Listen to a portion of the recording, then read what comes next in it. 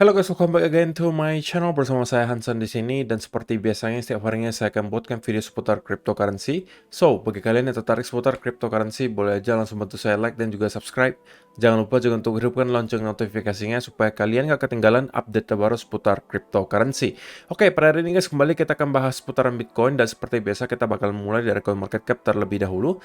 Per hari ini secara global market cap crypto berada di angka 1 triliun dolar atau turun sekitar 2,22%. Nah, Bitcoin sendiri di angka 21.800-an, Ethereum 1.513, BNB 254, XRP 0,34, Cardano 0,49, Solana 37, dan Dogecoin ada di urutan ke-10 dengan harga 0,064 dolar.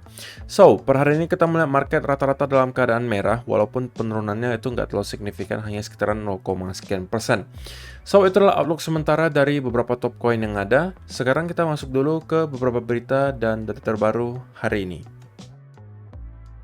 Nah, yang pertama disebutkan di sini, markets face what could be the most important week of summer with Fed earnings and economic data. Jadi ini juga adalah salah satu yang saya sampaikan di video kemarin guys, bahwa di minggu ini kita kemungkinan akan mendapatkan minggu yang sangat menarik, dan menurut CNBC ini bisa jadi minggu terpenting selama musim panas. Alasannya kenapa?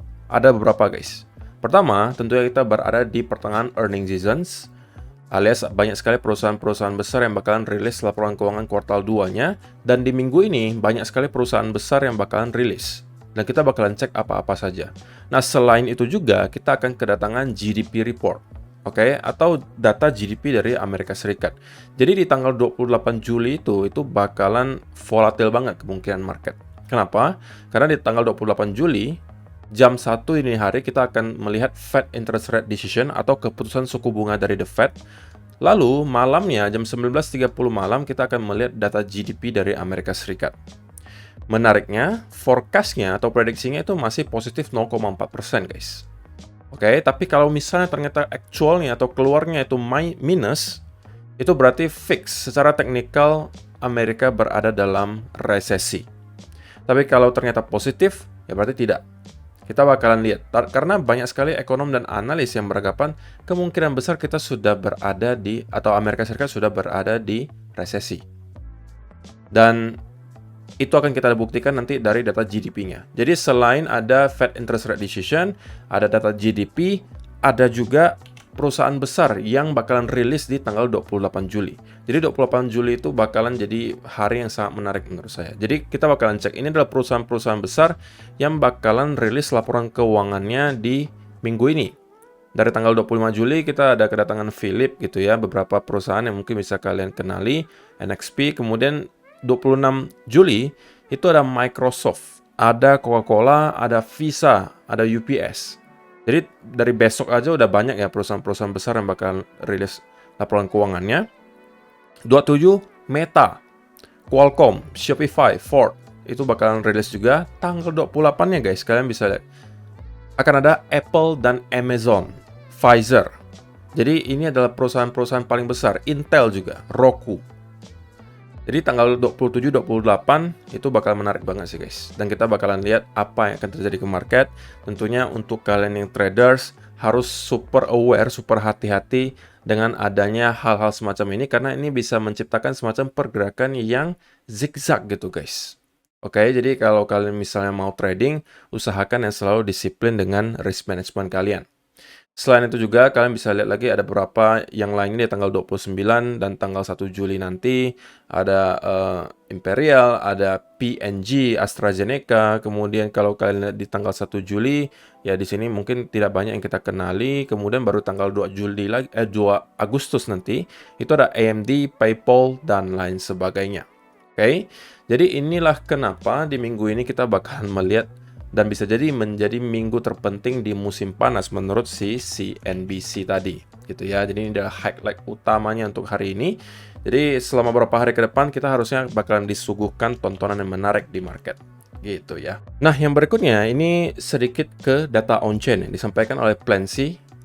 Largest Bitcoin capitulation events last 10 years. Jadi di sini adalah data kapitulasi yang terjadi selama beberapa tahun terakhir di Bitcoin.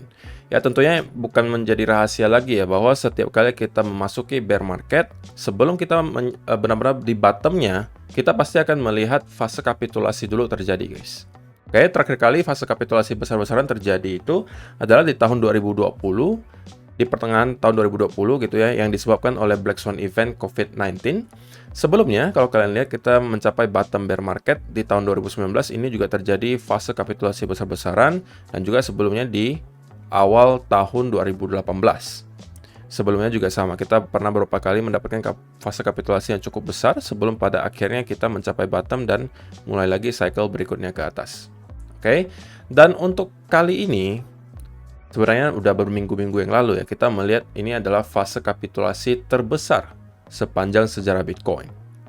Oke, yang artinya adalah kalau misalnya masih ada orang yang mengatakan bahwa kita belum masuk ke fase kapitulasi, itu harusnya tidak benar ya guys. Karena datanya ada gitu. Kita melihat fase kapitulasi terbesar sepanjang sejarah Bitcoin. Tapi apakah ini menjamin bahwa kita sudah akan berada di bottom bear market? Tentunya tidak ada garansi gitu. Karena kalau misalnya kalian lihat di cycle sebelumnya, kita juga mendapatkan 2 kali spike gitu ya, sebelum pada akhirnya kita mencapai bottom bear market. Nah, pertanyaannya apakah kita sekarang berada di sini? Oke. Ini adalah spike pertama kapitulasinya dan masih mempunyai spike kedua lagi sebelum pada akhirnya kita mencapai bottom bear market, ataukah kita akan membuat yang serupa di tahun 2020 di sini di mana kita hanya akan mendapatkan fase kapitulasi sekali saja di sini.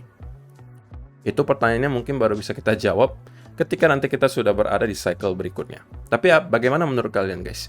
Apakah kita akan mengulang hal yang sama dengan terjadi di sini, ataukah kita hanya akan mendapatkan fase kapitulasi satu kali saja di sini?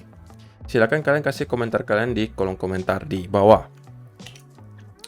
Nah, sebelum kita masuk ke chart guys, untuk kalian yang pengen lakukan staking, trading, dan juga investasi, mungkin kalian bisa consider untuk memakai Bybit sebagai salah satu alat untuk diversifikasi aset kripto kalian.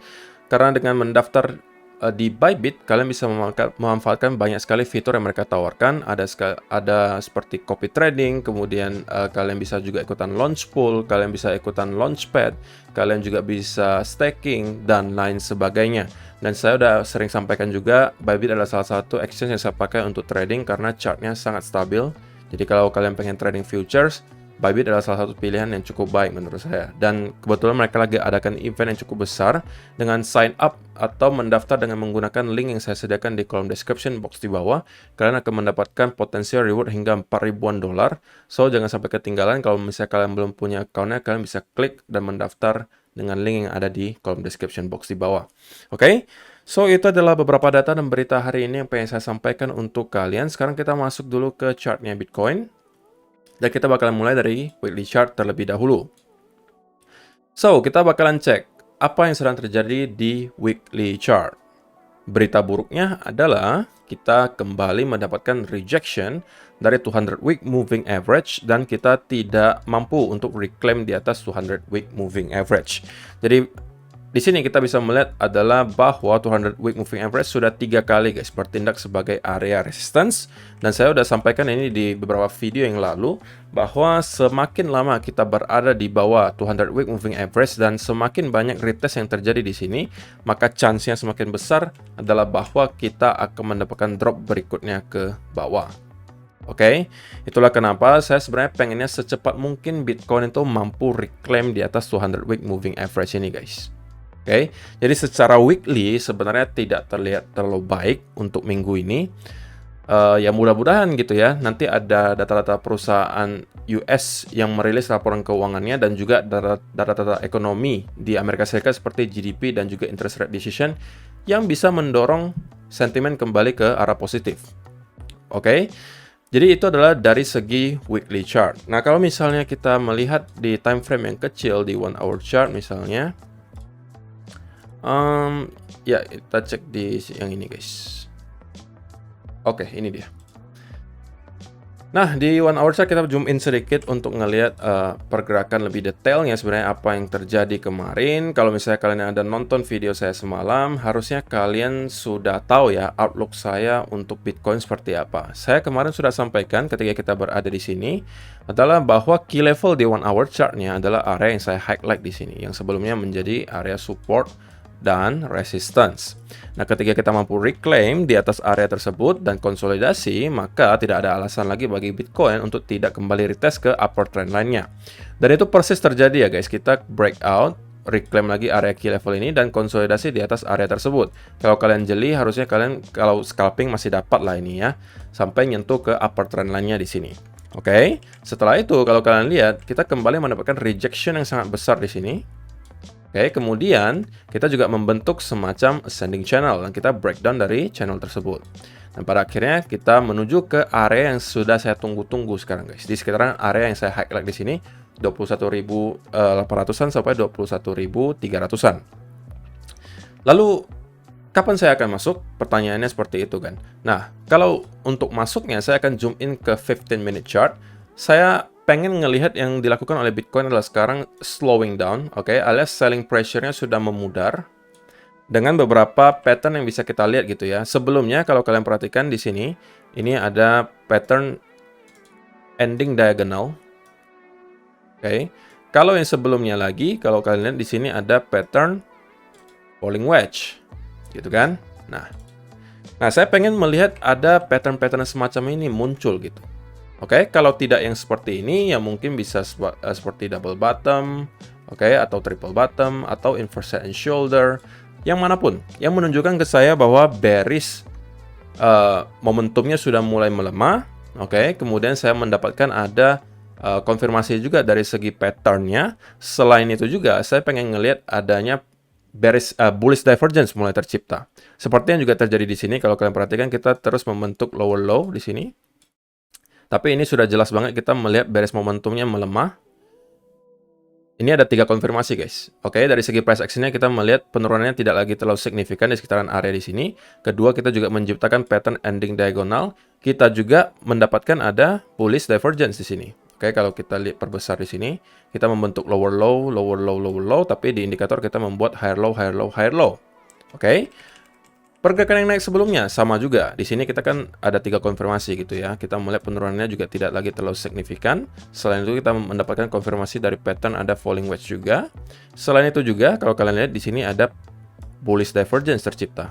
Oke, di sini kita membuat lower low, tapi di indikatornya kita membuat higher low. Nah, dengan adanya beberapa alasan tersebut, kalau misalnya kita mengulang hal yang sama gitu ya, di mana kita mungkin start untuk membuat semacam pattern di sekitaran sini. Kemudian saya juga udah melihat ada potensial bullish divergence tercipta. Nah, dari sana saya akan looking for breakout gitu ya. Mungkin dari pattern apapun nanti yang tercipta. Dari sana saya akan masuk. Jadi plannya jelas ya guys. Di sekitaran area di sini saya akan mencari buying setup gitu ya dari beberapa yang tadi saya sebutkan. Dan kalau itu dikasih ya saya bakalan ikutan masuk. So far tentunya kita masih melihat selling pressure-nya masih cukup deras gitu ya. Jadi menurut saya ini belum ideal untuk masuk. Saya pengen ada melihat penurunan dari segi bearish momentum yang terlebih dahulu. Jadi kita walaupun menurun tapi momentumnya tidak lagi sederas yang terjadi di sini. Oke, kita membuat satu lower low atau 2 lower low lagi sebelum pada akhirnya kita membuat beberapa konfirmasi yang tadi saya sampaikan. Gitu ya. Jadi itu adalah dari segi time frame yang kecil. Lalu saya ingatkan lagi, titik invalidasinya di sebelah mana gitu. Kalau misalnya ternyata kita mendapatkan sell off yang lebih parah daripada yang saya perkirakan dan di daily chart nanti kita malah closing di bawah area yang saya highlight di sini, maka saya kemungkinan akan out gitu. Kalau misalnya saya sudah sempat masuk ke market dan kemudian kita malah breakdown dan closing daily candle di bawah area yang saya highlight di sekitaran sini, kalau kalian lihat. Sebentar. Nah, kalau kita udah daily candle closing di bawah area ini, maka saya akan keluar dari market. Gitu ya. Jadi sesimpel itu aja guys. Dan kenapa area ini sangat signifikan gitu. Ini mungkin udah pernah saya jelaskan juga di beberapa video sebelumnya. Pertama, kalau kalian lihat dari daily chart, ini adalah area horizontal support gitu yang sebelumnya menjadi area resistance, resistance, resistance, resistance. Harusnya bisa jadi provide some support di sini. Yang kedua, kalau misalnya kita tambahkan juga Fibonacci retracement di sini, maka kita bisa mendapatkan area 0,5 Fibonacci retracement di area sekitar 21.500-an, oke, dari swing low ke swing high di sini. Kalau kalian tariknya dari sini juga, oke. Maka di sini juga ketemunya 0,382. Jadi ada beberapa confluence di sekitaran area di sini yang menurut saya harusnya bisa provide some support. Tapi konfirmasinya adalah dari hal yang tadi saya sebutkan beberapa ya guys. Jadi harusnya kalian sudah mengerti yang saya lagi planningkan sekarang. So far semuanya masih sesuai dengan senario di mana kemarin saya sampaikan, bukan kemarin ya, tapi beberapa hari yang lalu saya sampaikan bahwa minimal kita akan membuat 2 wave atau bahkan 3 wave, dan sepertinya ya memang kita membuat sudah 3 wave di sini. Oke, tapi tentunya kita kalau misalnya pengen bergerak jauh lebih tinggi, hal utama yang perlu dilakukan adalah kita mampu breakout di atas trend di sini. Oke, itu adalah tujuan utamanya. Tapi saya akan mulai start mencari buying setup di sekitaran sini. Oke, jadi itu aja sih guys yang perlu saya sampaikan di video hari ini. So far so good, masih sesuai dengan yang kita ekspektasikan. Terima kasih yang sudah menonton sampai selesai. Semoga bermanfaat video hari ini. Dan kita bakalan ketemu lagi di video yang berikutnya. Bye-bye.